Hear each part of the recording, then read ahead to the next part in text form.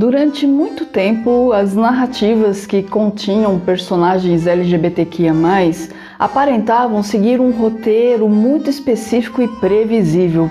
Ou suas personagens eram marcadas pela dor, pelo sofrimento e rejeição em razão da sexualidade, ou eram construídas com um comportamento impecável, exemplar, praticamente perfeito. Nesse cenário surge, obviamente, uma inquietação. Onde estão os personagens imperfeitos?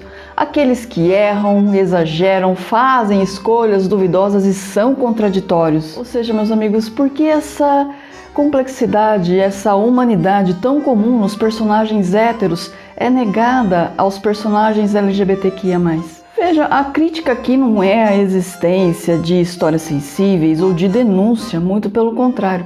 A crítica aqui está a um modelo padronizado de roteiros de filmes e livros que não varia para personagens LGBTQIA+, ou retrata-se a homofobia sofrida, ou cria-se personagens tão perfeitos que são irreais. E isso é um saco, meus amigos. Afinal de contas, nós queremos personagens LGBTQIA+, também como vilões, trambiqueiros e até como monstros de filmes de terror. E se tem uma obra que foge completamente do estereótipo do que acabamos de criticar, é o livro que vamos resenhar no repertório desse mês. E sim, meus amigos, estamos falando de Gay de Família, de Felipe Fagundes.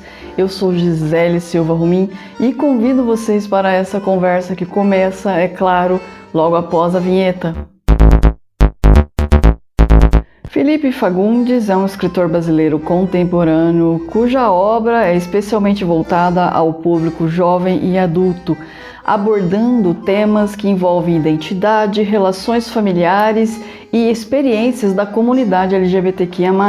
Sua escrita se destaca pelo uso do humor como recurso central.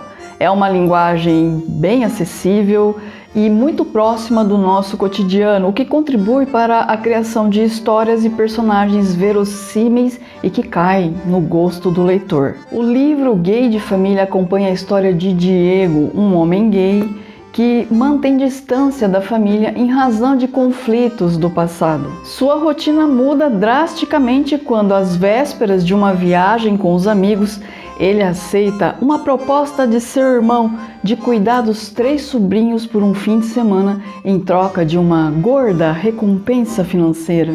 Sem experiência em cuidar de crianças e não tendo nenhum vínculo afetivo com os sobrinhos, Diego inicia essa tarefa completamente despreparado e emocionalmente distante dessas crianças. Já as crianças em si, a Esther, o Miguel e o Gabriel, possuem comportamentos diferentes, obviamente, e são bem intensos, digamos assim.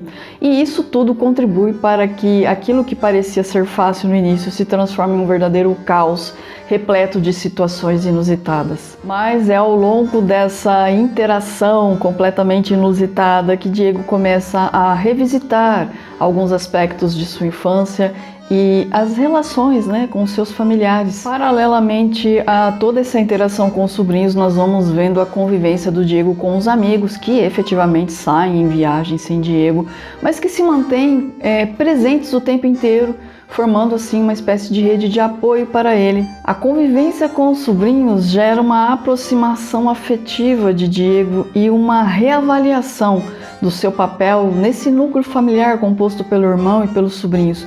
E isso gera uma transformação na forma como Diego encara esses vínculos familiares. Eu acredito que vocês perceberam que nós não aprofundamos demais o resumo desse livro, e isso foi proposital.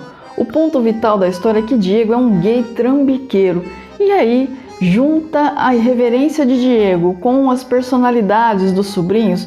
Pronto, nós temos a receita para um romance extremamente engraçado, com situações inusitadas, mas humanas. É uma obra, sim, que trata de temas pesados, temas difíceis como mágoa, rejeição familiar, mas aborda esses temas de um jeito completamente irreverente, completamente novo. A narrativa aposta na comédia como eixo central e, com isso, entrega uma história hilária, repleta de situações absurdas, porém muito próximas do nosso cotidiano. Mas existe um equilíbrio muito saudável entre o riso e os temas sensíveis, o que impede a narrativa de se tornar excessivamente escrachada e superficial e também excessivamente dramática.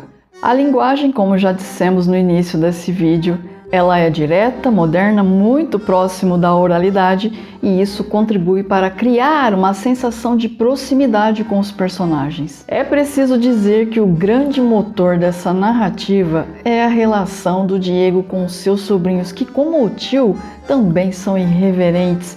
É através dessa relação entre eles que Diego aos poucos vai saindo do seu estado de distanciamento emocional. Ao final, o que essa obra sugere, sem didatismo, é um aprendizado muito simples, o de que vínculos podem ser reconstruídos e que o afeto, muitas vezes, pode vir de lugares que não estamos esperando inicialmente. Eu agradeço a todos que chegaram até aqui comigo no final desse episódio, um super beijo e até a próxima!